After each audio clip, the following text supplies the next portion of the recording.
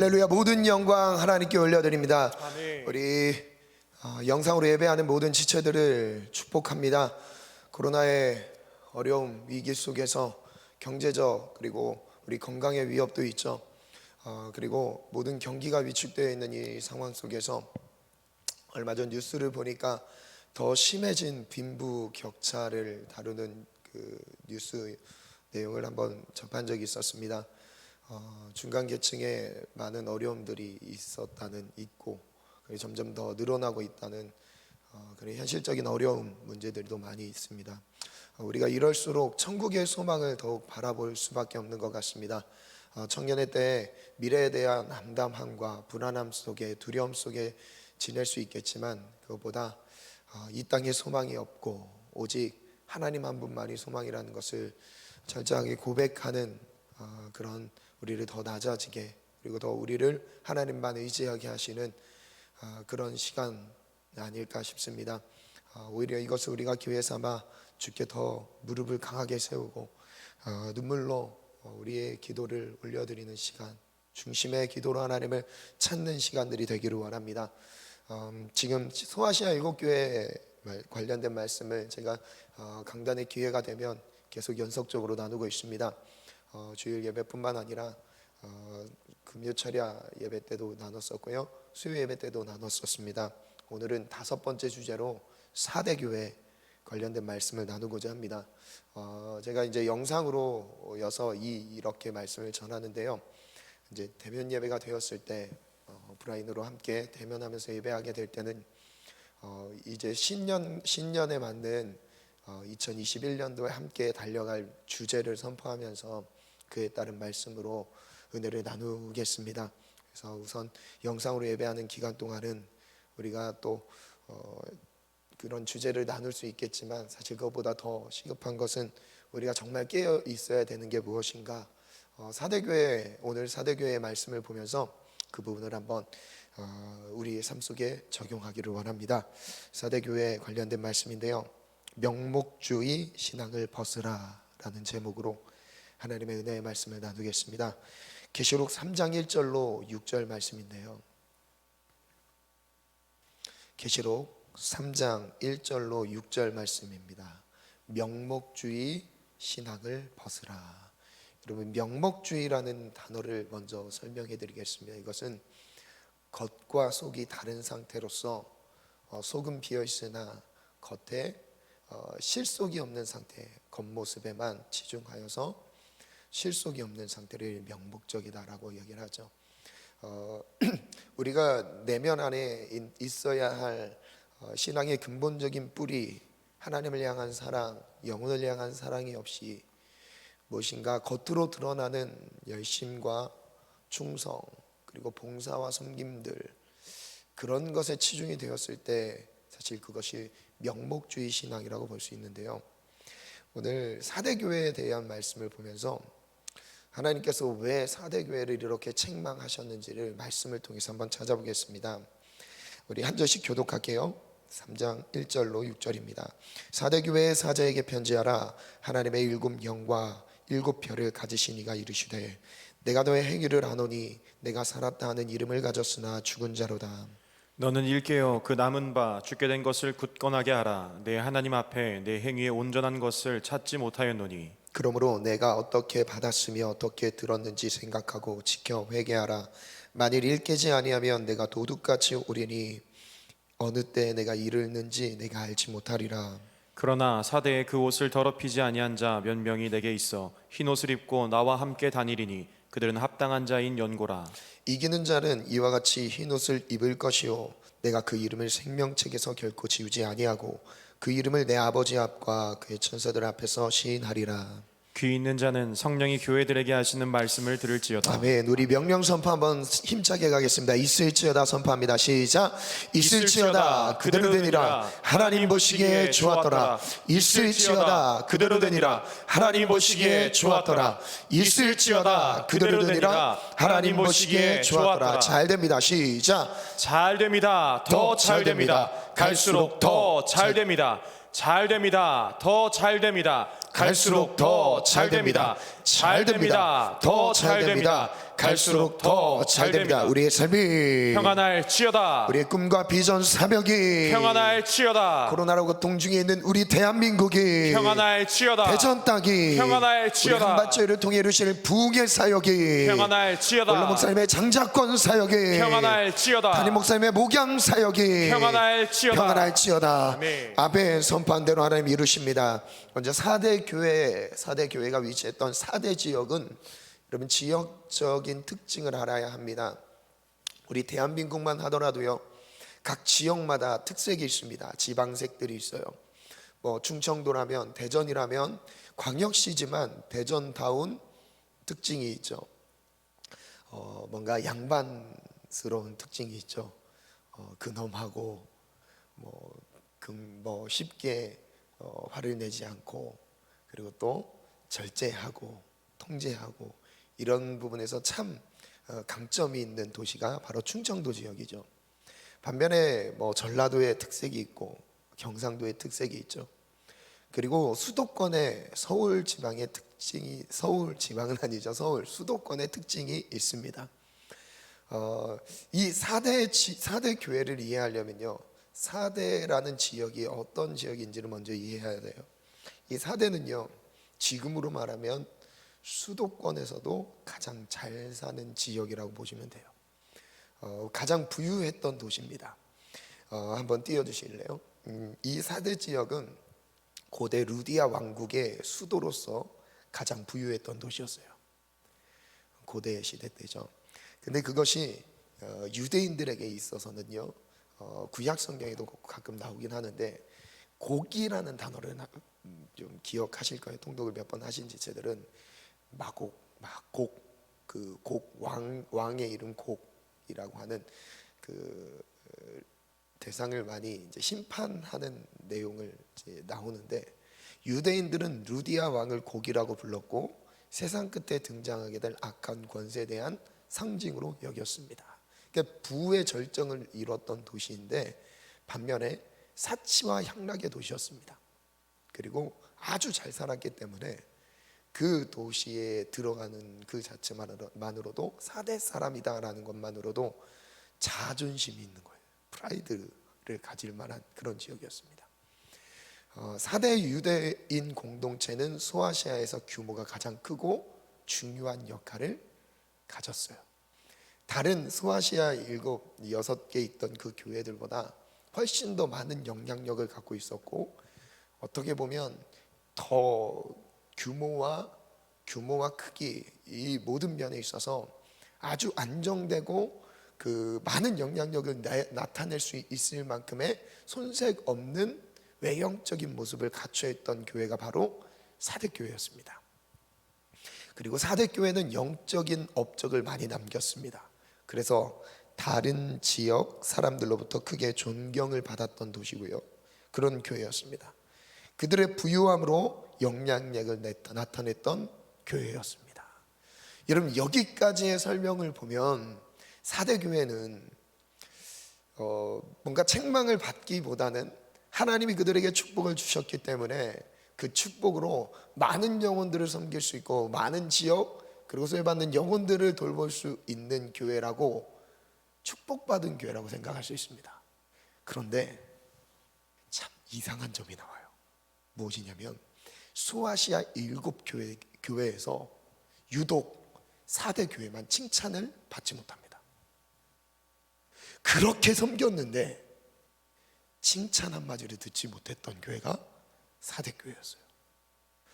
여러분, 놀랍지 않습니까?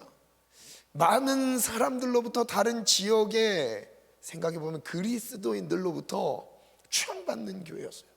높임을 받는 교회였습니다. 그런데 예수님으로부터는 칭찬을 받지 못했던 교회였어요. 그들의 많은 부유함 가운데서, 넉넉함 속에서 흘러 넘치는 복을 많은 영혼들에게 흘려줄 수 있는 여유를 갖고 있었는데, 실제는 그들의 내적인 상태는 궁핍한 상태였어요. 가장 화려한 사역들로 치장되었고 그런 사역을 감당했던 교회였습니다. 그런데 그들에게는 책망만 기다리고 있었습니다. 이럴 수 있을까요? 이럴 수 있습니다. 그 이유를 하나씩 찾아가 볼게요. 첫 번째 주제인데요, 누구를 드러내는가. 1절로 2절 말씀을 볼게요. 사대교회의 사자에게 편지하라.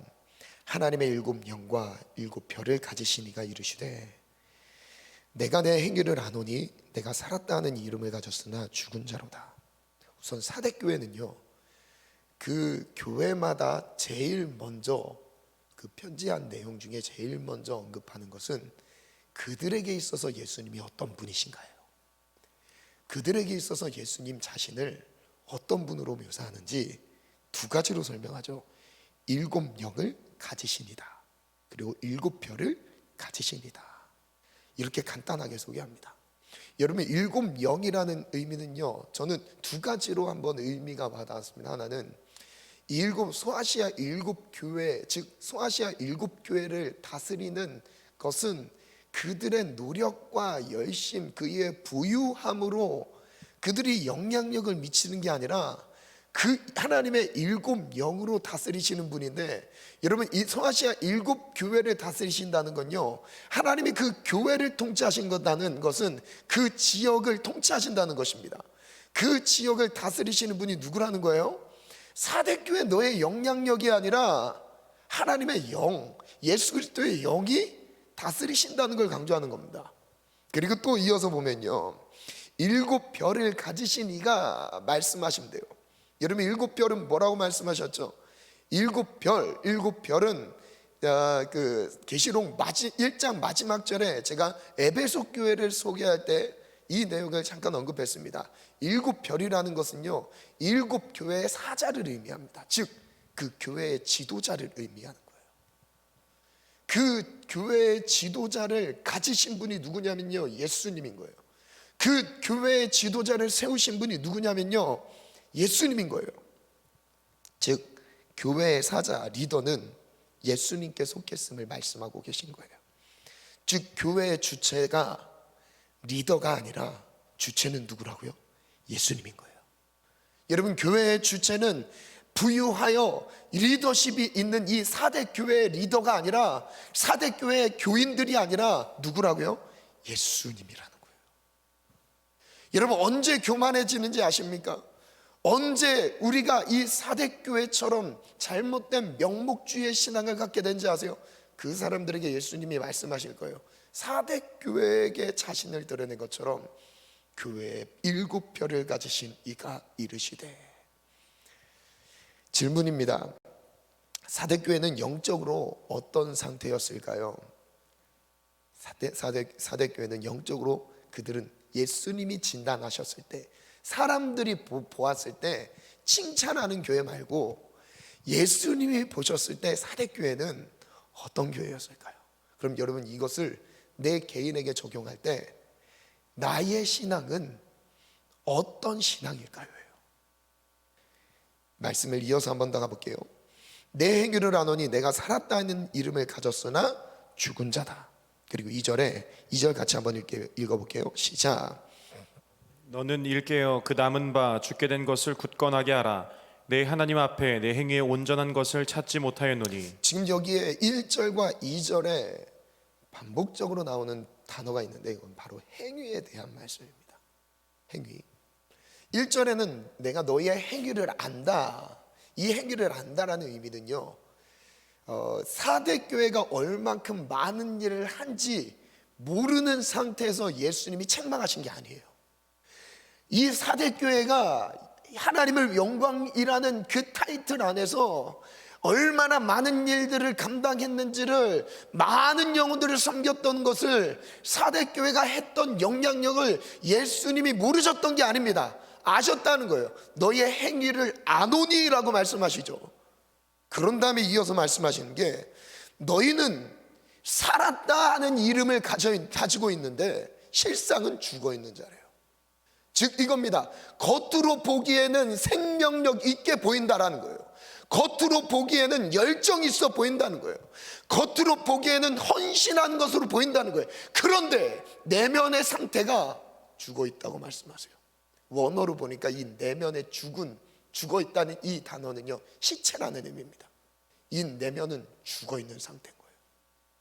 살았다는 많은 사람들로부터 그 신앙 존경받고 칭찬받고 박수를 받을 만큼 영향력 있어 보였던 이 4대 교회에 대해서 너무 신기하지 않습니까? 책망밖에 받지 않았어요.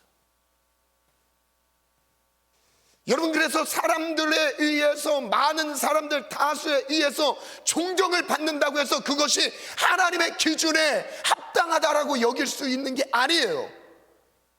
우리의 신앙의 기준은 누구 앞에 섭니까? 하나님 앞에 코람데오예요. 찬양팀 코람데오처럼. 아멘. 하나님 앞에 드리는 코람데오가 되기를 원합니다. 사람이 아니라 실제 우리의 신앙이 하나님 앞에서 인정받는지가 중요한 거예요. 여러분, 이렇게 될 수도 있어요. 사람들로부터 칭찬은 받았는데 하나님 앞에 버림받는 신앙. 여러분, 끔찍하지 않습니까?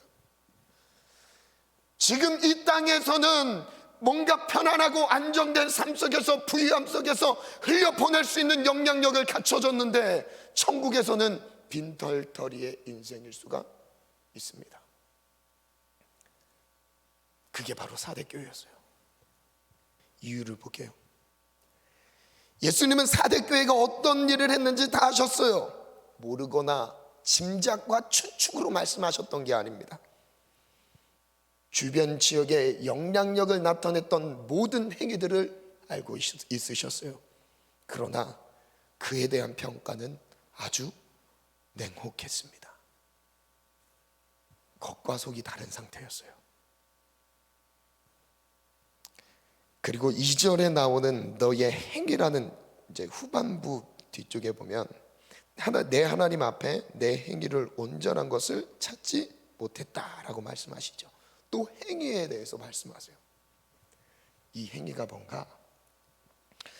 그들의 헌신이 영적으로는 전혀 의미가 없었던 거예요. 그들의 4대 교회의 공동체를 운영하고 유지하는 데 있어서는 도움이 될 수 있었을지 모르겠는데 하나님 나라에 있어서는 의미가 없었어요. 여러분, 특히 리더들은 명심하시기 바랍니다. 교회 운영을 위해서 우리의 헌신이 필요한 것처럼 보일 수 있겠지만 그게 곧 하나님 나라에 하나님의 인정받는 것과 직결되는 건 아닙니다.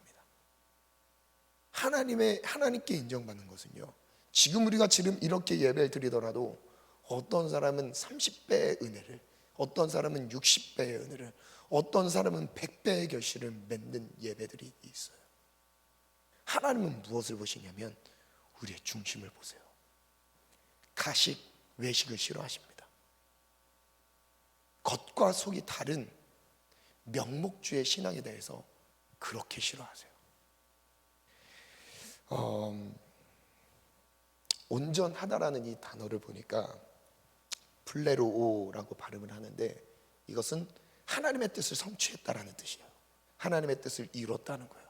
즉 그들의 행위로 하나님의 뜻을 이뤄야 되는데 그들의 행위가 하나님의 뜻과 하나님의 뜻을 성취하는 데 있어서 전혀 상관이 없었던 상태였습니다. 여러분, 오늘 예배로 하면 섬기는 자리, 그리고 찬양하는 자리, 그리고 보이지 않는 곳에서 예배를 섬기는 구석구석의 자리들이 있죠. 하나님 앞에서 하고 계십니까? 진단해 보셔야 돼요. 관점의 문제였어요. 하나님이 원하는 것을 하지 않았습니다. 그들이 가진 부유함으로 인간적인 자선 활동을 했을지 몰라도 하나님의 뜻을 이루지는 못했습니다. 육적으로는 부유했는데 영적으로는 빈곤했습니다. 마태복음 23장에 보니까 예수님은 죄인들을 향해서 분노하실까요? 23장 띄워주세요. 여러분, 질문이에요. 예수님은 죄인들을 향해 분노하실까요? 제가 아는 예수님은 죄인들을 향해 분노하지 않으세요. 그럼 누구를 향해 분노하시냐면 바로 바리새인들입니다. 겉과 속이 다른 사람들. 그게 이제 지금 책망하시는 내용, 마지막 24장에 들어가기 전에 책망받는 대상이 바리새인 서기관들을 책망하시고 그 다음 마지막 때에 대한 설명으로 진입을 하세요. 심판받는 대상이 누구라는 거예요? 그들의 행위로 그들은 만족을 했습니다. 그런데 하나님께는 책망이었어요. 한번 말씀 읽어볼까요? 시작. 화 있을진저 외식하는 서기관들과 바리새인들이여 잔과 대접의 겉은 깨끗이 하되 그 안에는 탐욕과 방탕으로 가득하게 하는도다. 그들의 상태는, 영적인 상태는 그랬습니다. 잔과 대접의 겉은 깨끗이 했는데 그 내면의 상태는요, 탐욕과 방탕으로 가득 차 있었습니다. 좀 그게 바로 제 모습이에요. 탐욕과 방탕으로 가득하 있는 제 모습.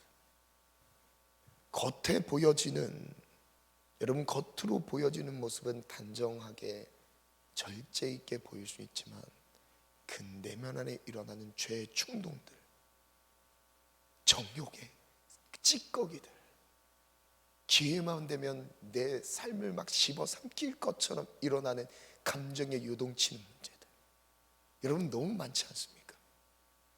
여러분의 영혼은 괜찮으십니까? 26절, 눈먼 바리새인이여 너는 먼저 안을 깨끗이 하라. 그리하면 겉도 깨끗하리라. 화 있을진저 외식하는 서기관들과 바리새인이여 회칠한 무덤 같다. 겉은 무덤이 아닌 것처럼 꾸며놨어요. 회칠했어요. 그런데 어떻습니까? 겉으로는 아름답게 보이는데 그 안에는 죽은 사람의 뼈와 모든 더러운 것이 가득하도다. 28절 읽습니다. 시작. 이와 같이 너희도 겉으로는 사람에게 옳게 보이되 안으로는 외식과 불법이 가득하도다. 외식과 불법이 가득한 사람들. 저는 이게 사대 교회의 성도들의 모습으로 보여졌어요. 예수님은 죄인들을 향해 분노하지 않았습니다. 생각해 보세요.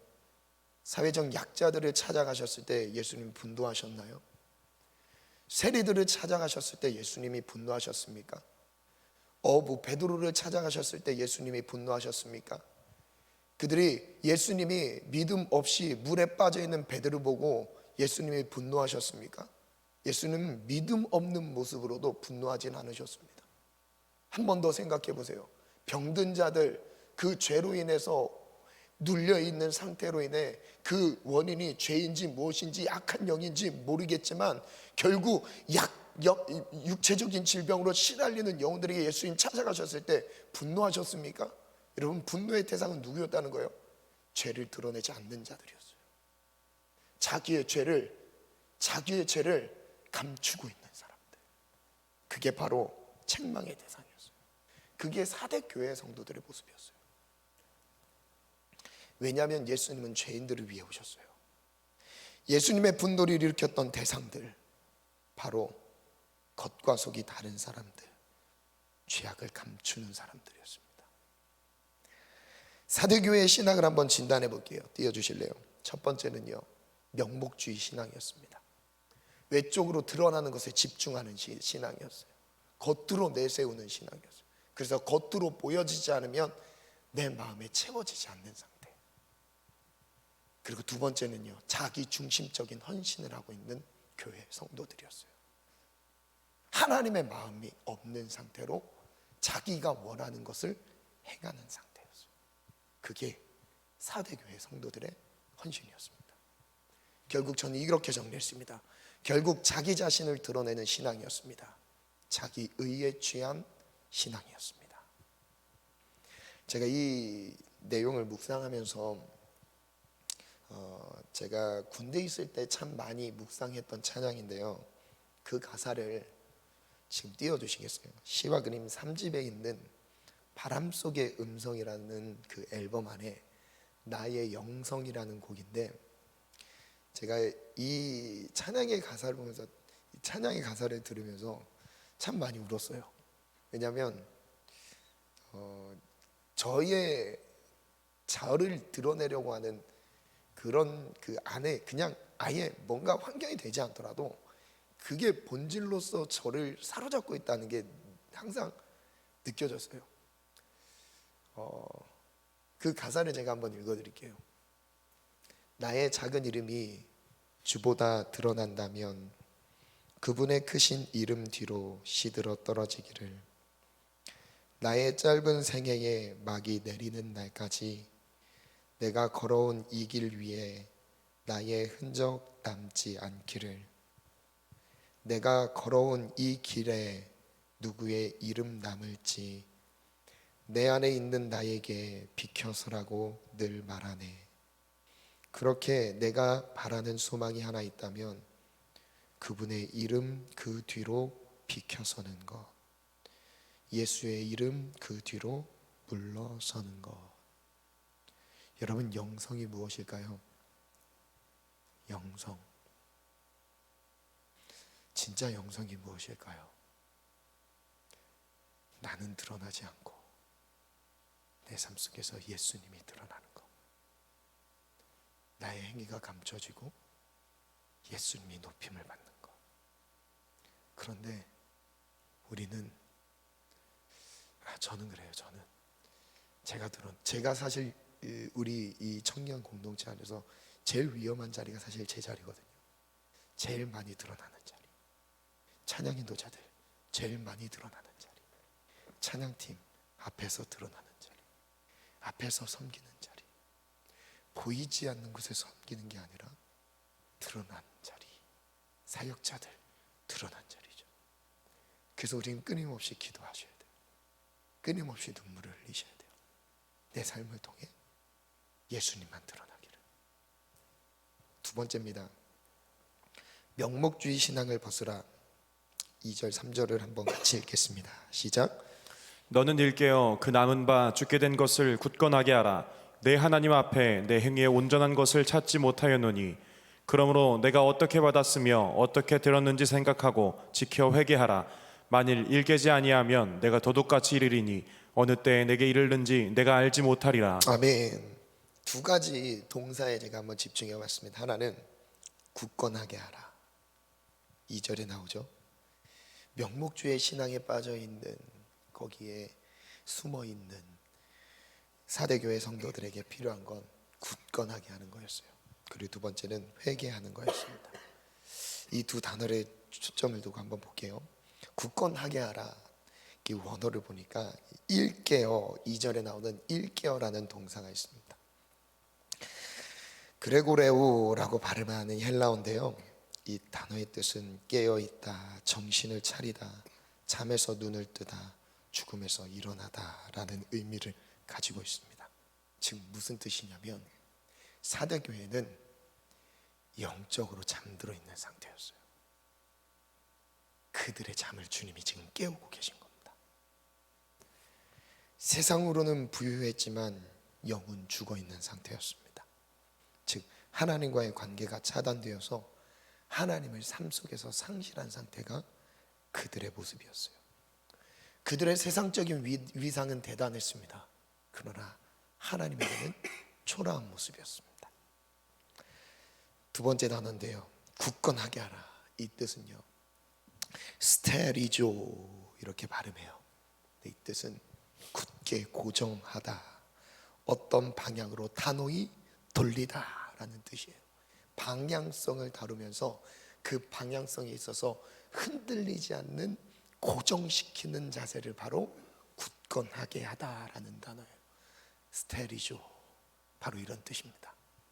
저는 우리 지체들이 이 마지막 때 스테리조 굳건한 청년 공동체가 되기를 축복합니다. 사대교회 성도들에게 남은 것은 하나님 심판 앞에서 죽음을 피할 수 없는 상태였습니다. 그냥 죽음이 기다리고 있습니다. 그때 하나님은 그들을 깨우세요.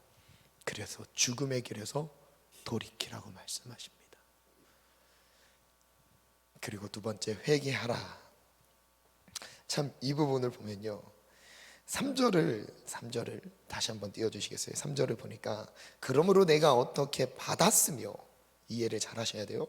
어떻게 받았으며 어떻게 들었는지 생각하고, 지금 이 편지의 내용들을 생각하라는 거예요. 생각하고 지켜 회개하라 말씀하시죠.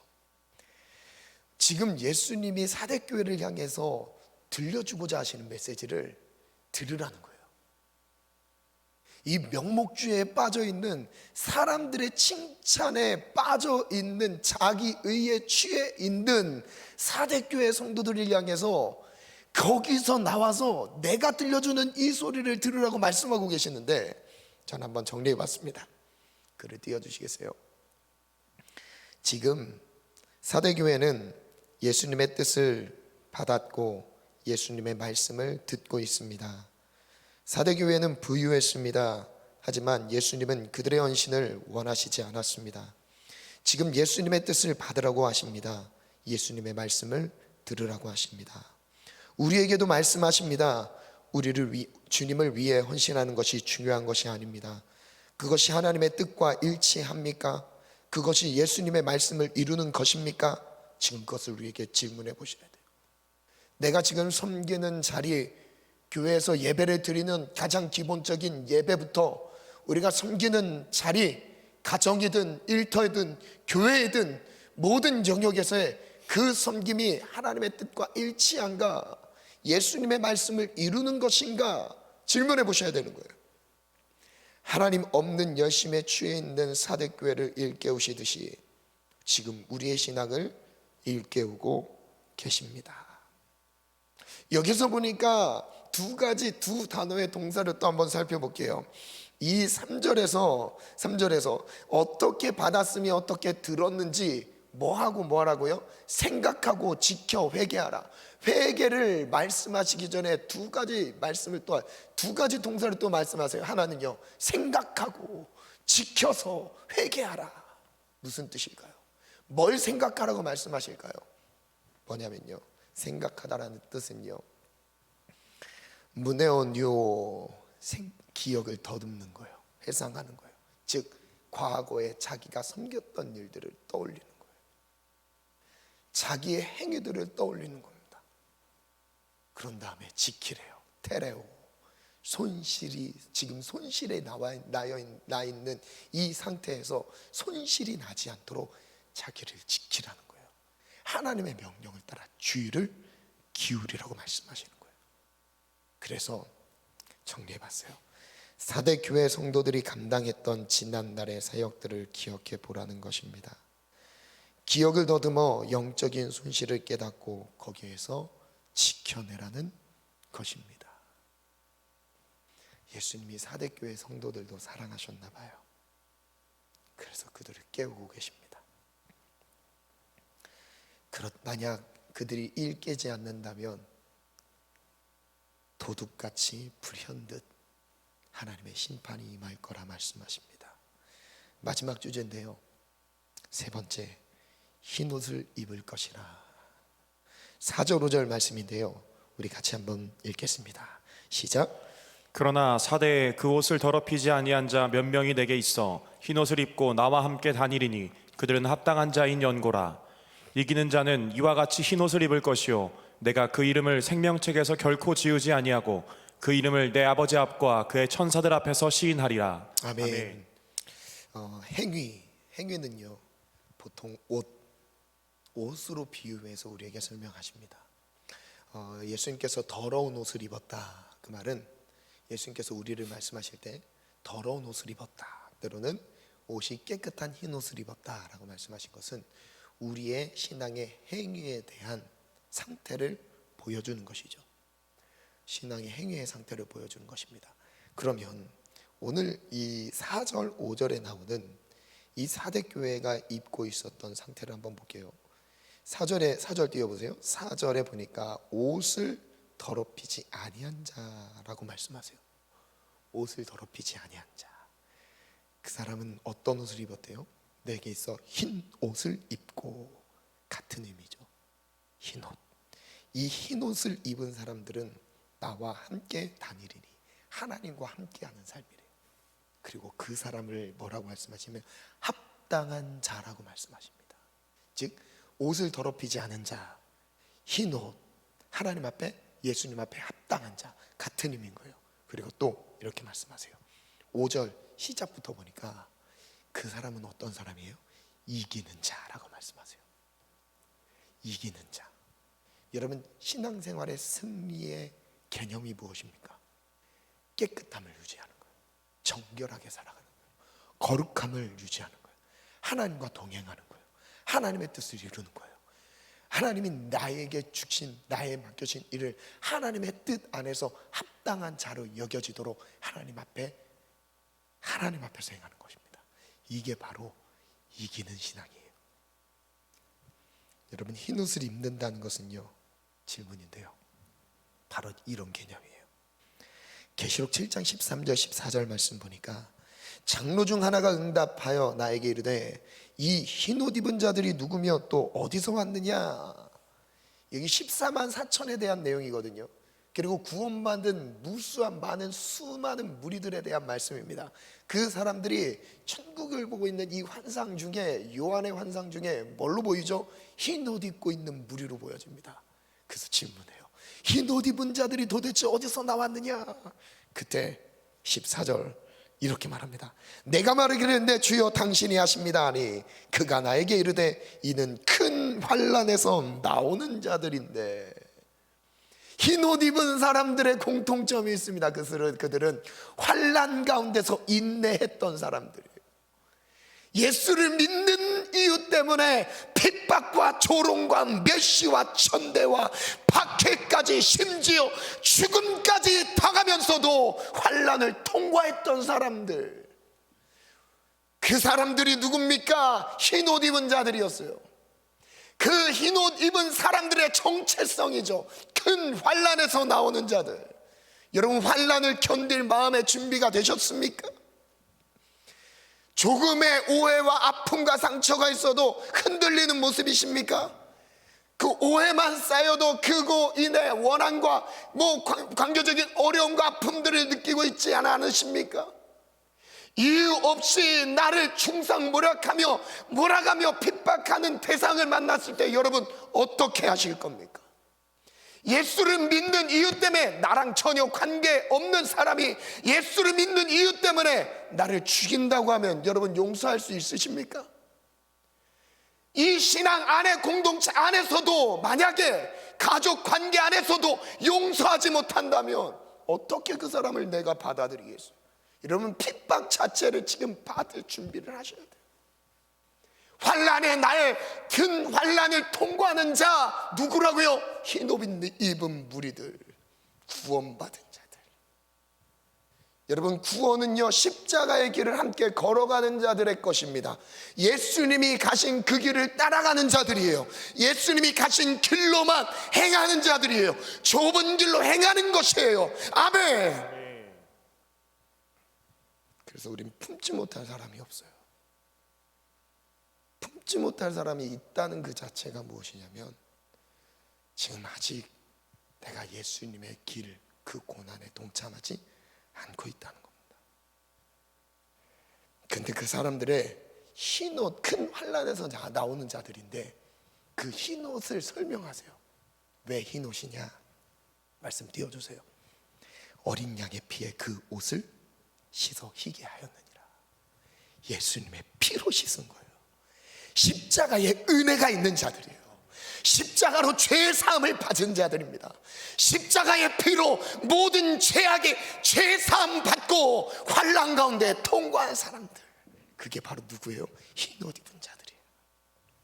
그리고 베드로전서 1장으로 한번 넘어가 볼게요. 오직 너희를 부르신 거룩한 이처럼, 누구요? 예수님처럼, 하나님처럼 너희도 모든 행실에 거룩한 자가 되라. 그 다음 16절 기록되어 있어요. 내가 거룩하니 너희도 거룩하라. 너희도 거룩할지어다. 하나님이 거룩하시니, 예수님의 보배로운 피가 거룩하시니, 그 피가 나에게 있으니 예수님 거룩하시니 나도 그러하다. 아멘. 저를 따라 선포합니다. 예수님 거룩하시니 예수님이 거룩하시니 나도 거룩합니다. 나도 거룩합니다. 여러분, 거룩한 삶을 누리시기를 축복합니다. 그리고 17절부터 또 볼까요? 함께 봅니다. 시작. 외모로 보시지 않고 각 사람의 행위대로 심판하시는 이를 너희가 아버지라 부른즉 너희가 나그네로 있을 때를 두려움으로 지내라. 중요합니다. 하나님은 무엇을 보신대요? 외모를 보시지 않는데요. 사람들은 외모를 봅니다. 그런데 우리 아버지 하나님은요, 외모를 보지 않으세요. 그리고 그 사람의 행위대로 심판하세요. 이 행위라는 건요, 우리가 겉으로 드러나는 이 행위를 말하는 게 아니에요. 마음의 행위를 말씀하고 계신 거예요. 그 마음을 보시고 심판하신다고 말씀하시는 거예요. 두려움으로 지내래요. 그래서 이 나그네의 때를 거룩함으로 두려움으로 지내라고 말씀하세요. 그래서 18절, 너희가 알거냐 너희 조상이 물려준 헛된 행실에서 대속함을 받은 것은, 우리가 이전에는 십자가를 경험하기 전에, 하나님의 은혜와 사랑을 입기 전에는 헛된 행실에서 물려받았어요. 조상으로부터, 부모님으로부터 우리 뭔가 그 죄악의 흐름 속에서 이 헛된 행실을 물려받았어요. 그리고 우리도 그 일을 자행하고 있어요. 그런데 이 대속함을 받은 것은, 그 모든 죄사함을 받은 것은 무엇이라고 하시죠? 은이나 금같이 없어질 것으로 된 게 아니라, 19절 함께 갑니다. 시작. 오직 흠없고 점없는 어린 양 같은 그리스도의 보배로운 피로 된 것이니라. 저를 따라 선포합니다. 흠없고 점없는 어린 양의 보배로운 피로 된 것이라. 보배로운 피로 된 여러분, 것이라. 보배로운 피가 우리 안에 충만하기를 축복합니다. 아멘. 그래서 우리는 무조건 축복만 하셔야 돼요. 우리 공동체 모든 지체들에게, 가족에게, 우리 주변 모든 일터든 어디든 축복만 하시기를 축복합니다. 우리 입술에서의 판단과 정죄와 저주는 떠나갈지어다. 떠나갈지어다. 여러분, 이거는 사단의 속성입니다. 사단의 근성이에요. 여러분, 돌아서기를 바라요. 열심히 무엇을 하면 뭐합니까? 그게 중요한 게 아니에요. 본질입니다. 내 본질이 하나님으로부터 난 본질이어야 되는 거예요. 아멘. 여러분, 사대교회가 이것을 놓쳐서 책망받았다는 거예요. 많은 헌신과 수고와 행위들이 있었지만 하나님이 다 알고 계셨던 거예요. 그 내면의 상태를요. 그 다음 볼게요. 계시록 22장 보니까요, 이렇게 말씀했어요. 그 행위를 강조하는데, 우리가 그 옷을 어떻게 준비하느냐. 불의를 행하는 자는 그대로 불의를 행하고, 더러운 자는 그대로 더럽고, 의로운 자는 그대로 의를 행하고, 거룩한 자는 그대로 거룩하게 하라. 12절 읽습니다. 시작.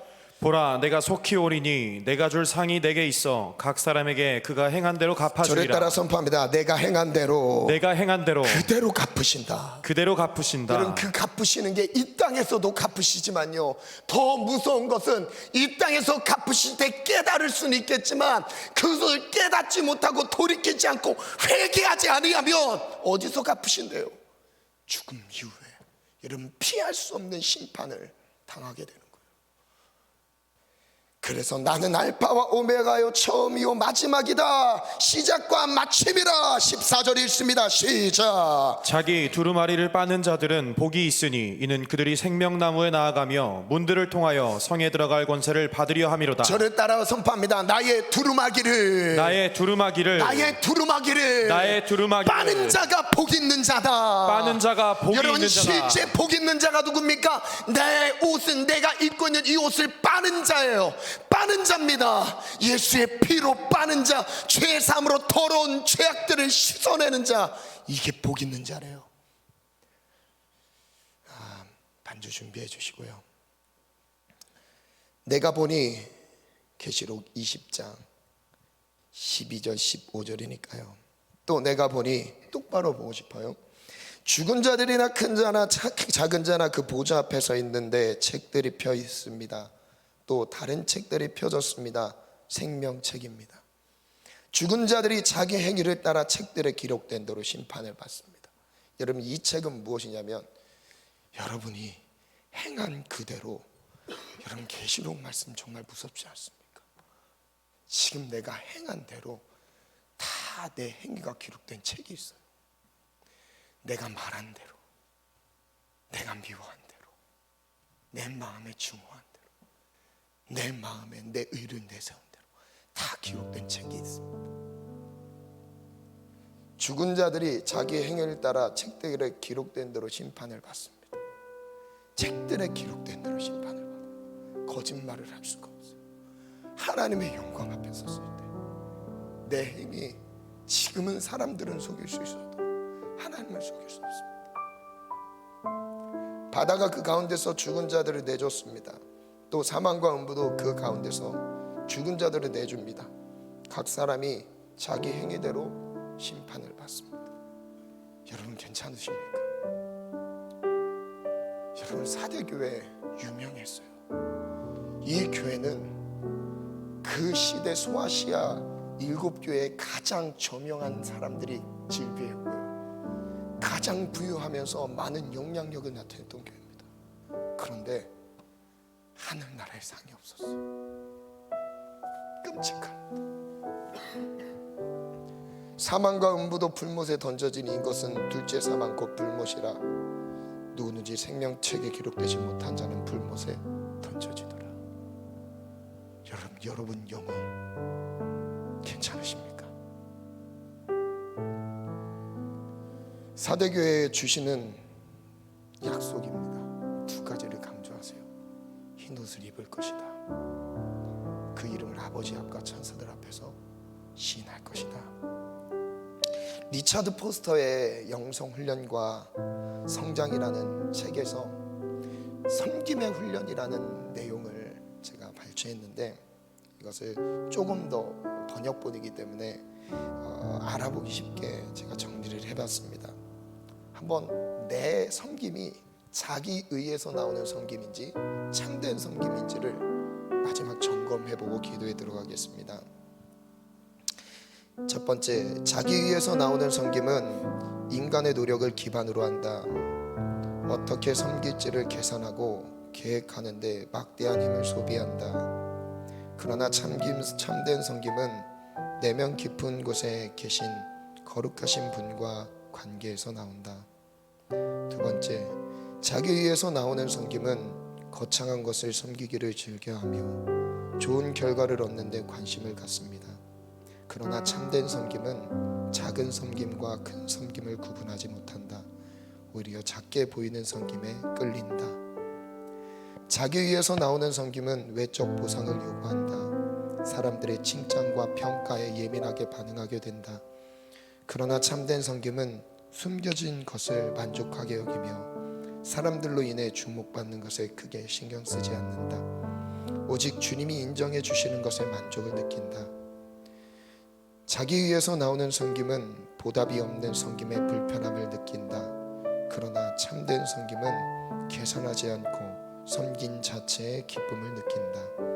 그래서 원수까지도 섬길 수 있는 것이다. 중요한 거죠. 원수까지도 섬길 수 있는 것. 자기 위해서 나오는 섬김은 차별하여 대한다. 자신에게 이득이 되는 사람을 섬기기를 좋아한다. 때로는 어려운 사람을 섬기면서 겸손을 내세울 수 있기 때문이다. 어려운 사람도 섬김의 대상에 넣기도 해요. 왜? 자기가 겸손하다는 것을 드러내기 때문입니다. 그러나 참된 섬김은 차별을 두지 않는다. 자기 위해서 나오는 섬김은 감정의 지배를 받는다. 섬길 기분이 내켜야 섬긴다. 그러나 참된 섬김은 필요에 따라 단순하게 그리고 성실하게 섬긴다. 참된 섬김은 감정에 지배당하는 것을 허락하지 않고 섬김으로 감정을 훈련한다. 자기 위해서 나오는 섬김은 일시적이다. 이후에는 안이함에 빠진다. 그러나 참된 섬김은 삶 자체이다. 삶 자체로 섬기는 사람들이라고 해요. 자기 위해서 나오는 섬김은 지혜가 없다. 수고롭게 섬겼으나 파괴적인 결과를 가져오게 된다. 그러나 참된 섬김은 어떤 상황에서도 자유로우면서도 온유한 마음과 인내로 성령님의 인도함을 받는다. 자기 위해서 나오는 섬김은 공동체의 문제를 일으킨다. 신앙적 장식을 모두 거두어보면, 신앙이라는 겉으로 드러난 것을 딱 제거해보면 이란 뜻이에요. 결국 자신의 영광에 중심을 둔다. 그러나 참된 섬김은 공동체를 튼튼하게 세운다. DSI 훈련생들을 훈련하는 내용 중에서 나오는 훈련의 섬김 중에서의 내용을 한번 발췌해봤습니다. 사대교회 성도들의 행위는 겉과 글을 띄워주실래요? 이어서 사대교회 성도들의 행위는 겉과 속이 다른 유명무실한 자들이었습니다. 세상에서는 부유한 삶으로 신앙의 모범을 보였을지 모르겠지만 천국에서는 하나님의 기억이 없는 가난한 자였습니다. 세상에서는 화려한 경력으로 영향력을 나타냈지만 천국에서는 하나님의 기억이 없는 무능한 자였습니다. 세상에서는 유명한 헌신으로 인정받았지만 천국에서는 하나님의 기억이 없는 무명한 자였습니다. 세상에서는 깨끗한 옷으로 단장했지만 천국에서는 하나님의 기억이 없는 더러운 행위로 가득 찬 자였습니다. 사람들 앞에 드러나는 것을 두려워하십시오. 사람들에게 칭찬받는 것을 두려워하십시오. 어느 순간 자기 의에 취해 섬길 수 있습니다. 어느 순간 자기 자신을 위한 헌신과 섬김일 수 있습니다. 누구를 위한 신학입니까? 자신을 드러내는 신학입니까? 하나님의 영광을 받으시는 신학입니까? 이 시간 우리 찬양으로 나아가겠습니다. 이 말씀을 보면서 사실 제 모습을 보는 것 같았습니다. 하나님이 저에게 먼저 사대교회 같은 명목적인 겉으로 드러나는 것을 내려놓고 하나님을 온전히 더 사랑하는 것에 집중하라는 말씀으로 들렸습니다. 우리 찬양의 가사와 함께 우리 주님을 온전히 바라보기를 원합니다. 함께 찬양으로 나갑시다.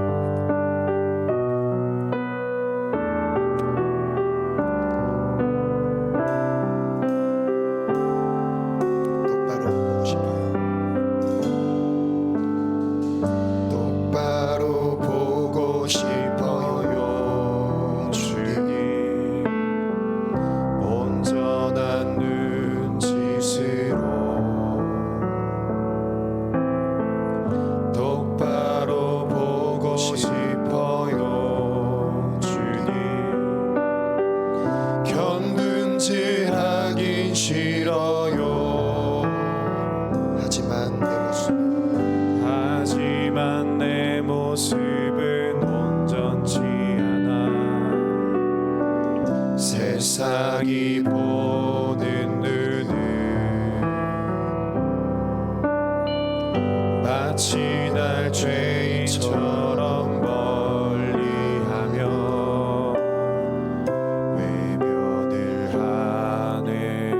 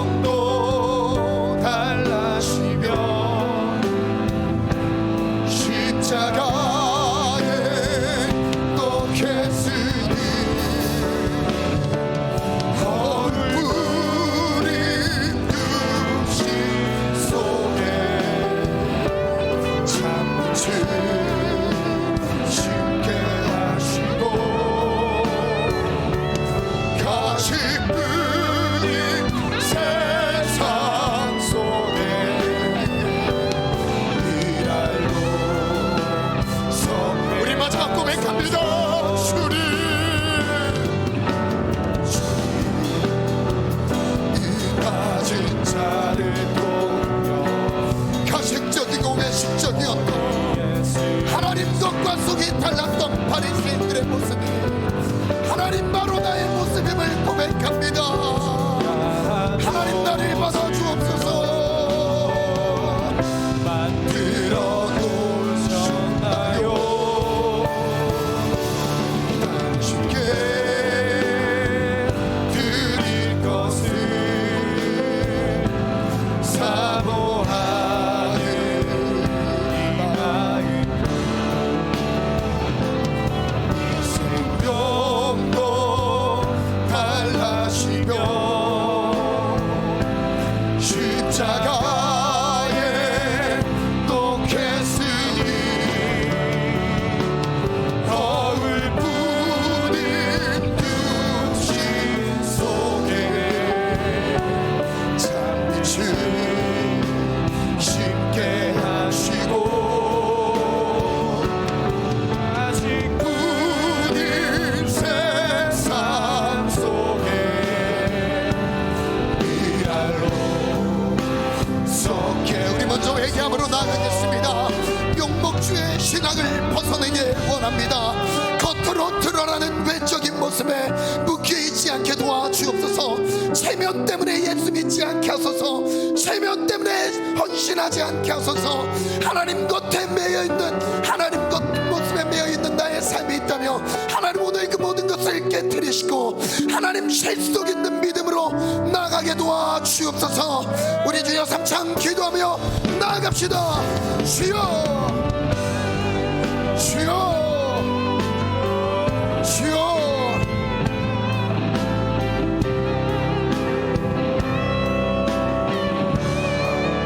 하나님은 우리의 행위를 보십니다. 하나님 우리의 행위를 보십니다. 겉과 속이 다른 신앙이라며 하나님 내가 오늘 다시 한번 사대교회 성도들에게 들려주신 말씀, 나에게 주신 말씀이라 받고 하나님 나의 모든 외적인 명목주의적인 모든 껍데기 신앙을 내려놓게 도와 주옵소서.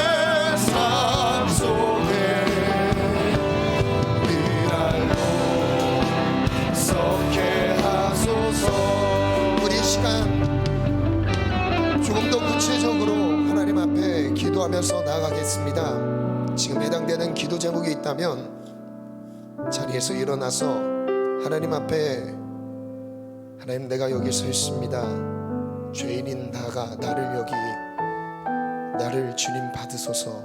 그 고백을 가지고 자리에서 일어나겠습니다. 첫 번째 기도 제목입니다. 명목주의 신앙에서 벗어나게 하소서. 겉과 속이 다른 신앙에 속지 않게 하소서. 평생 진실함으로 주를 따르게 하소서. 주를 섬기게 하소서. 사람들의 시선을 의식하지 않고 오직 하나님께, 하나님 앞에서 살아가게 하소서. 첫 번째 기도 제목입니다. 명목주의에 매여있는 지체들이 있다면 오늘 결단합시다. 방송으로 예배하는 지체들도 자리에서 일어나겠습니다. 두 번째 기도 제목입니다. 자신의 의가 드러나는 거짓 섬김에 속지 않게 하소서. 자신을 감추고 십자가만 자랑하겠습니다. 오직 살아계신 하나님만 드러내는 신앙으로 나아가게 하소서. 섬김의 자리에서 나의 의가 드러나고 있다면 하나님, 거짓 섬김에 속지 않겠습니다. 오늘 다시 한번 십자가 뒤로 나를 감춰 주옵소서. 고백함으로 자리에 일어나겠습니다. 마지막 기도 제목입니다. 예수님의 십자가의 피로 씻은 바다 거룩하게 세워지기를 원합니다. 나에게도 흰 옷을 입혀주소서. 모든 행위가 거룩한 가운데 행하기를 원합니다. 생명책에 기록되는 은혜를 누릴지어다. 여러분, 이 땅에서 초라한 인생으로 별로 주목을 받지 못해도 하나님이 보셨을 때 착하고 충성된 종이라고 칭찬받는 우리 지체들이 됐으면 좋겠습니다. 많은 사람들이 주목하는 자리가 아니더라도 하나님이 내가 그 자리를 섬길 때 정말 기뻐하면서 하나님만 나를 주목해 주셔도 괜찮다고, 그거면 충분하다고 하나님 앞에서 우리 신앙이, 우리 섬김이 드려지기를 원합니다. 사대교회는 이걸 놓쳤어요. 사대교회 성도들은 가장 유명했지만 가장 초라했습니다. 가장 건실했지만 하나님이 보셨을 땐 가장 부실했습니다. 저는 소원이 있습니다. 함께 신앙생활하는 모든 지체들이, 우리 리더들이 하늘나라의 큰 상급을 얻으며 하늘나라에서의 최후의 승리자로 기억되는 믿음의 삶으로, 헌신의 삶으로 드려지는 것. 깨어진 관계들이 있습니까?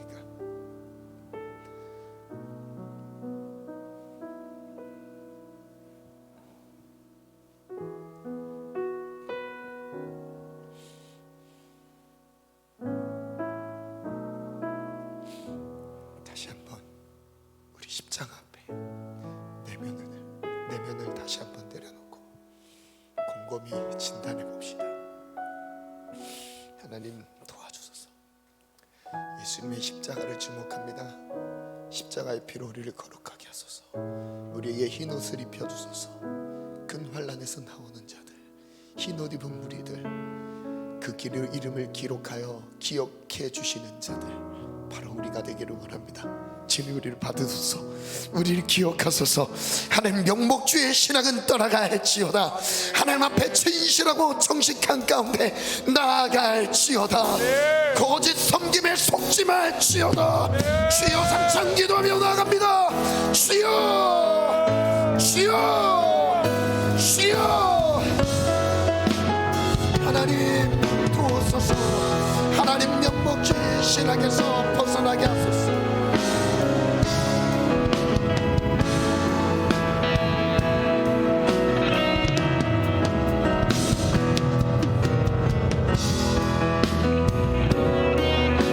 하나님 살려주소서. 하나님 살려주소서. 하나님, 사대교회 성도들의 모습이 바로 이 신앙의 열정을 가진 나의 모습입니다. 나의 열정이 영혼들을 죽였습니다. 나의 열정이 나를 죽였습니다. 주님, 나를 살려주소서. 나의 죄악을 자복하며 회개합니다. 나의 모든 얘기를 하시는 주님, 주여.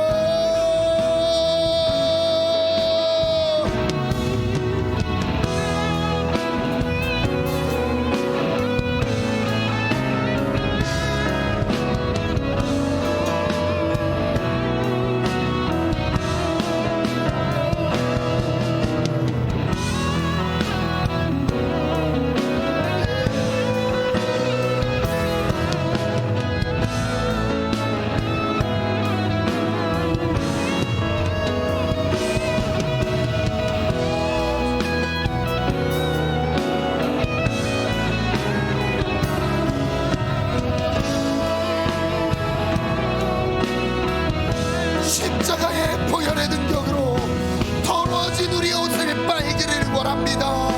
예수의 피의 공로로 우리의 모든 더러워진 애기들을 씻음받기를 원합니다. 오늘 십자가를 의지하며 나아갑시다. 우리의 모든 애기가 거룩함 가운데 가기를 원합니다. 생명책에 기록되기를 원합니다.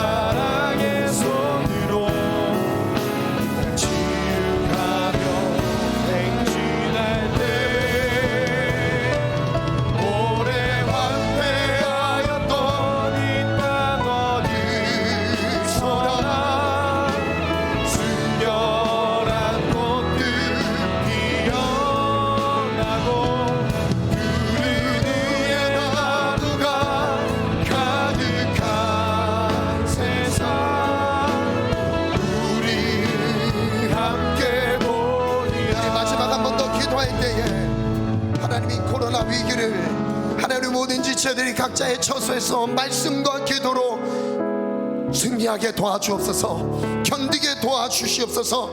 하나님 우리 이 나라 가운데 민족 가운데 하나님의 나라가 임하기를 원합니다. 하나님의 나라가 임하기를 원합니다.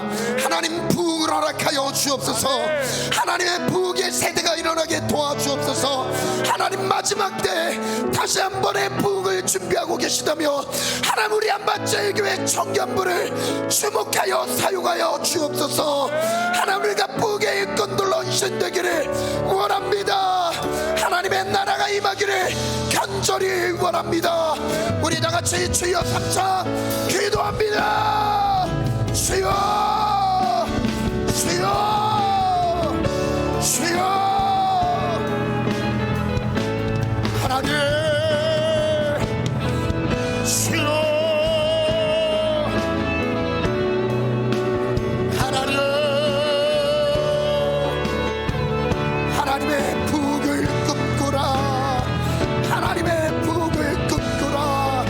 하나님 순결한 새벽의 저희 같은 청년들이 하나님 일어나게 도와주옵소서. 하나님 이때에 진짜와 가짜를 가리는 시기라며 하나님 우리 지체들이 모두 살아남게 하소서. 우리 지체들이 모두 하나님 앞에 순결한 세대로 하나님 부흥을 위한 준비된 세대로 일어나게 도와 주옵소서.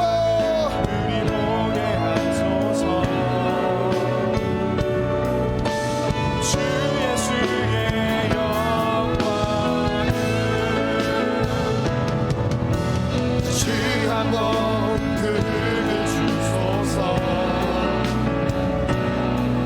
주의 나라가 이 땅에 다시 세워지는 그 영광을 우리 보게 하소서.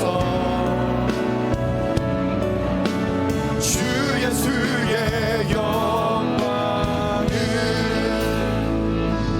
자, 머리에 손을 얹고 기도하겠습니다. 명목주의에 겉으로 드러나는 것, 그걸로 인해 마음을 쏟고 또한 거기에 매여 있는 우리의 연약한 형편을 주께 내려놓습니다. 주님, 살려주세요. 사대교회 같이 책망받는 헌신과 섬김이 될까 두렵습니다. 하나님께 기억이 될 만큼 행함과 진실함으로 주를 따르게 도와주소서. 자기 의에 의한 섬김이 되지 않게 하시고 하나님께서 흰 옷을 입혀주시며 그 이름을 생명책에 기록하여 하나님 아버지 앞과 천사들 앞에서 나의 이름을, 우리 모든 지체들의 이름을 불러주시며 시인하는 은혜를 누리게 도와주소서. 사랑합니다. 예수님의 이름으로 기도합니다. 아멘.